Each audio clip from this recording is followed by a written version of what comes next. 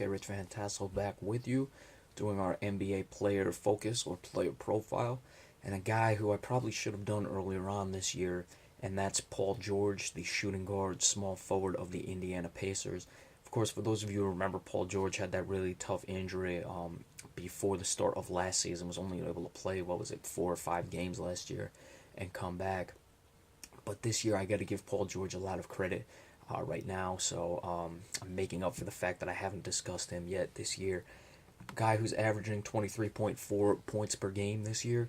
Very impressive. He's had some big scoring games as well. 8 times this season, he's gone over 35 points, 4 of which are over 40 points, and just recently had a 45-point game against the Oklahoma City Thunder. And he's been pretty consistent. He's had some, lower scoring games, some single digits, some in the teens.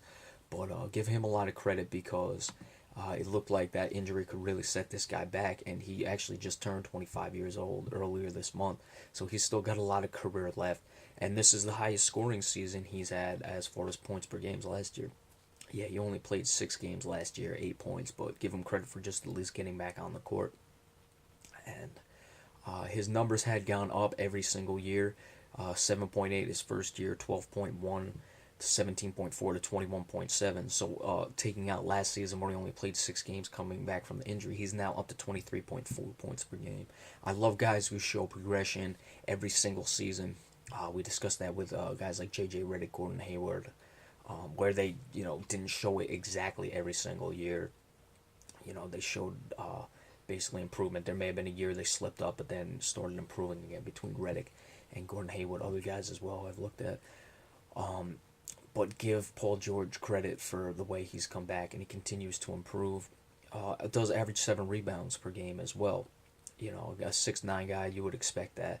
But he gives it his all. He's a very good defender, and that Indiana team that is, outside of Monte Ellis, there's really not a lot.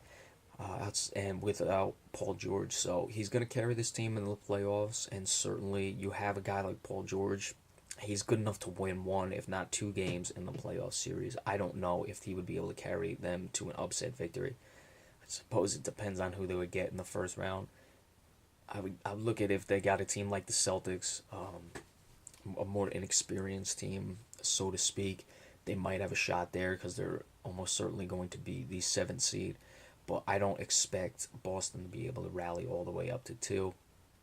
And I don't expect Indiana to get out of that 7th spot and get all the way up to 6.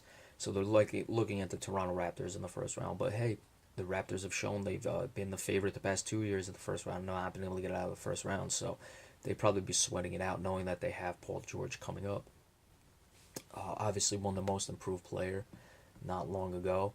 I would put him. I'd be interested to see if he can make an All-NBA team this year. Certainly, 3rd team is not out of the question. He does have some serious competition at the small forward and just forward position as well. And as you know, sometimes they'll bump guys who or put guys on who are power forwards. They'll have 2 power forwards on a team because there's a logjam as well. But it does work the other way where they'll put small forwards in power forward positions. So there's certainly opportunity for Paul George there. And I'd be very interested to see if he is able to get an All-NBA team. But most importantly, it's good to see a guy who was certainly on the fast track to stardom before that injury come back and show the world what he can do. And again, he's only 25 years old. So he's still got a lot of career left in him, and he won't turn 26 until basically this time next year. Yeah, you're looking at a guy, 2-time All-NBA 3rd team, and 2-time All-Defensive team, a 1st and a 2nd team. So really, hats off to Paul George. Want to commend him as well. And I doubt he's watching this video, but if he is, I apologize for not going in depth earlier on with you, because this has been a very impressive year, and I like to see guys who are able to come back from injuries. And congratulations to Paul George, and certainly many years of continued success. As a journalist, I really shouldn't be too biased, but you certainly would wish a guy like this the best, because it's always tough to come back from those injuries.